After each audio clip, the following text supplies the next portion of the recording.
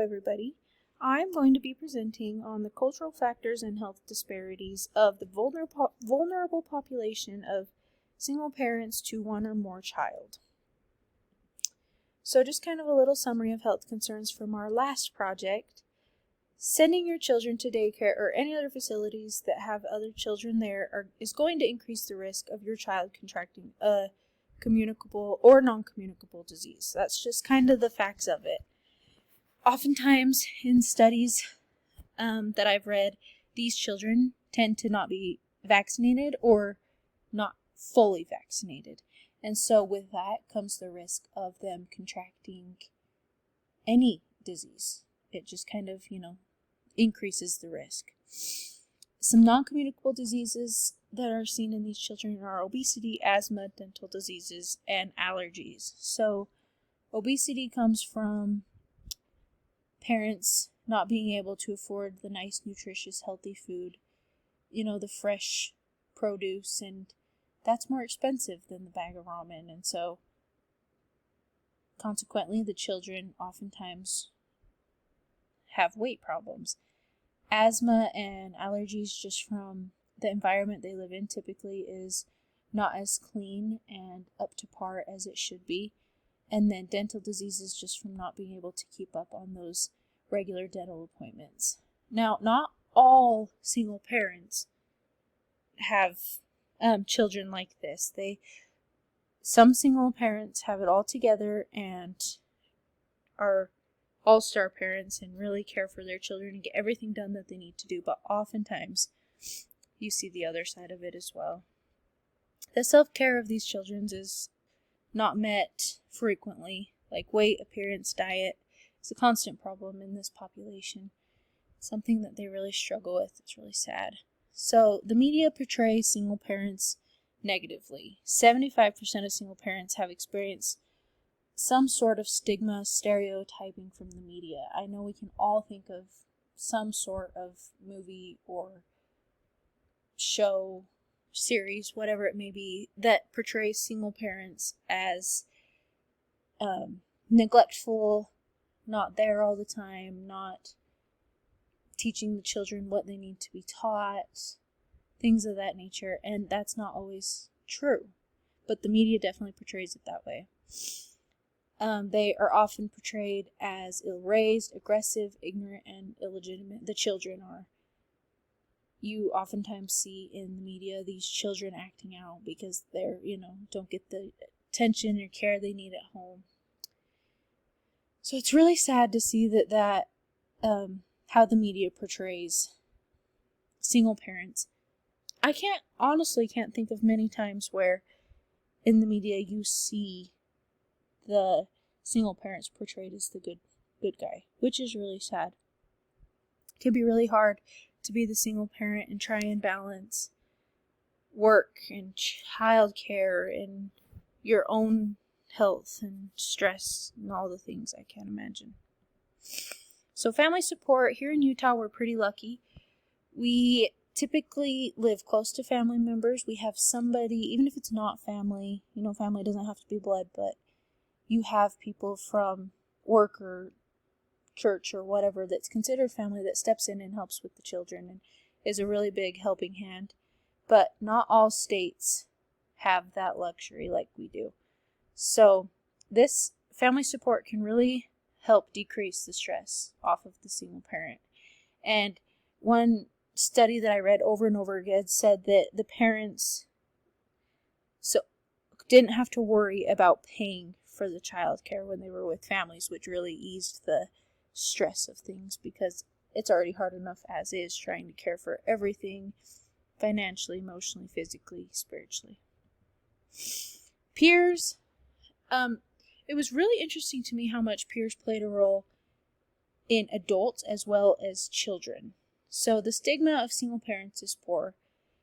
Typically, it's, they're neglectful, they're not there for their children, they don't do all the things they need to do.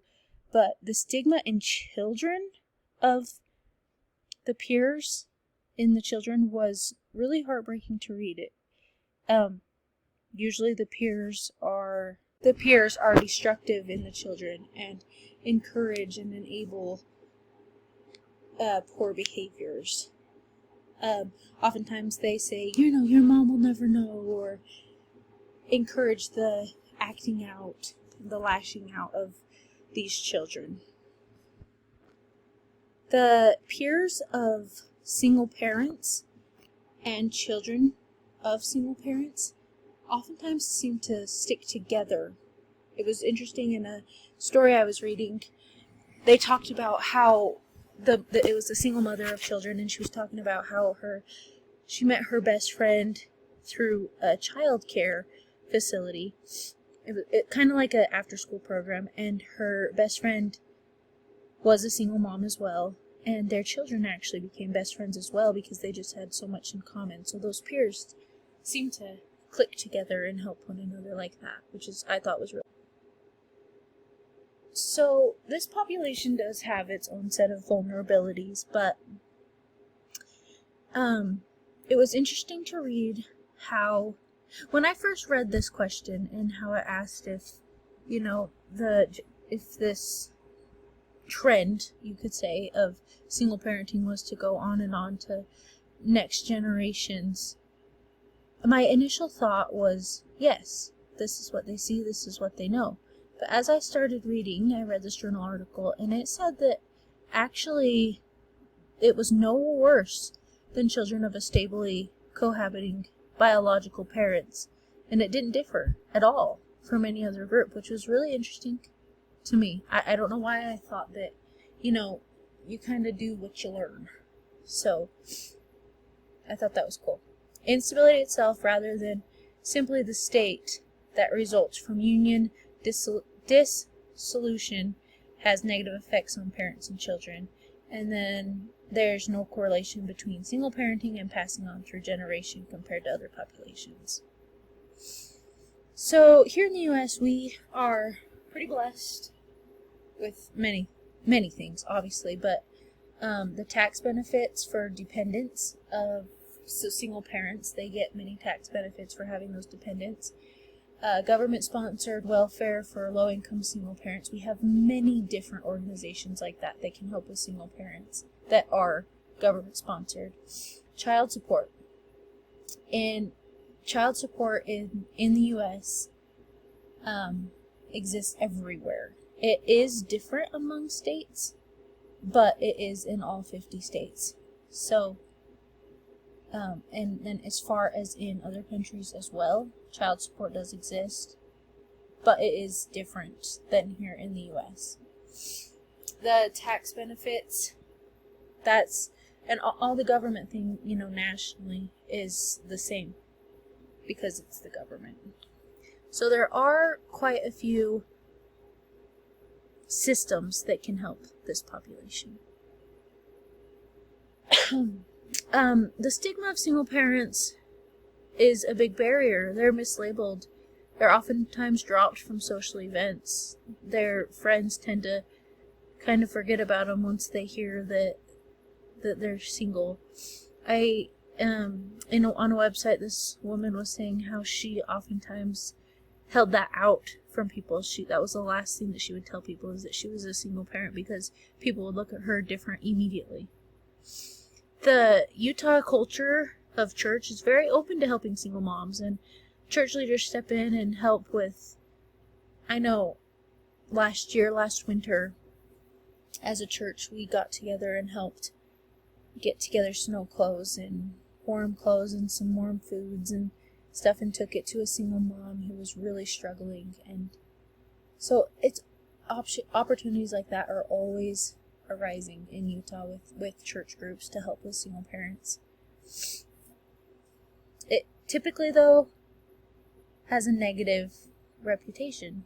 Sadly, being a single parent is just something that is frowned upon. So this was interesting to me. So many populations that are in danger of being a single parent, it's where it's really frowned upon, is China, Japan, and South Korea. The United States and the United Kingdom, which was really interesting, had the highest rate of single parents, but these were the places that popped up repetitively that had like the shun idea of being a single parent. So socioeconomic status, through this whole entire process, everything I've read, this is the first thing that has popped up, how hard it is, socioeconomic. It is hard on the psychological well-being, it is hard on the physical, emotional, spiritual, every single aspect takes a toll. So, they described their food and fuel poverty and the need to make sacrifices to ensure that children's basic needs were met. I remember reading a book, not like a part of a book, and she was saying how she went without dinners just so her children could, because she could not afford the food she needed. That's so heartbreaking.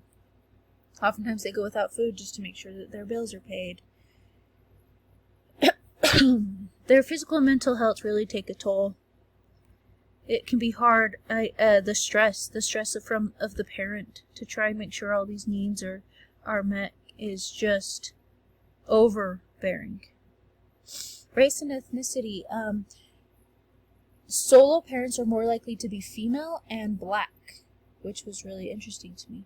And then the single mothers, who fall under the category of being underclass, are usually disadvantaged minority groups. Religion. Single parents who attend church are just as likely as other parents to involve their children in church activities. I thought this was awesome. In Utah, it can have the stigma of, the perfect family, and it can be hard for these single parents to go to church and to be bold and be brave, but it doesn't make any difference. If single parents go and attend church, they're going to want to incorporate that in their families and teach those teachings just as much as the happy couple next to them. On the other end of that, not all single parents feel as if they fit into churches, which can keep them from involving their children and themselves in church activities. So in a survey collected, about 22% of single parents felt that if you are not part of a married couple with children, you don't fit in most churches. This is a result of feelings as if churches cater more towards married couple who have children as opposed to single parents. Many churches are trying to work on that and to try to fix that and to make sure the church is more diverse, which I think is awesome. Gender. Because cohabiting parents are overwhelmingly opposite-sex couples, they're about evenly split between men and women.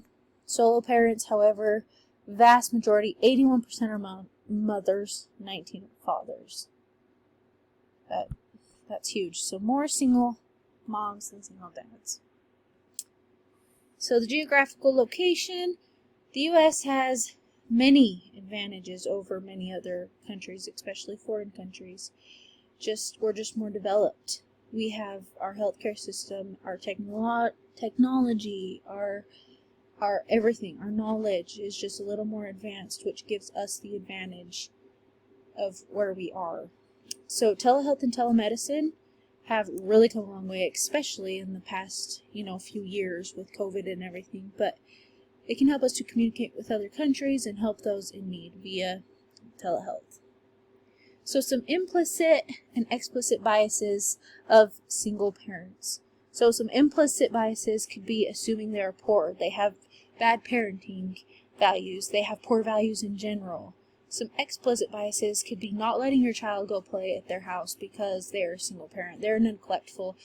They're not going to get the care or the surveillance they need while at that house.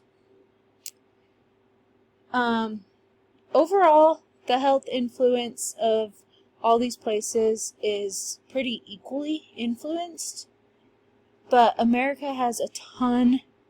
From what I could find, America has the most resources. We have the most places that we can reach out to. We have the most government help.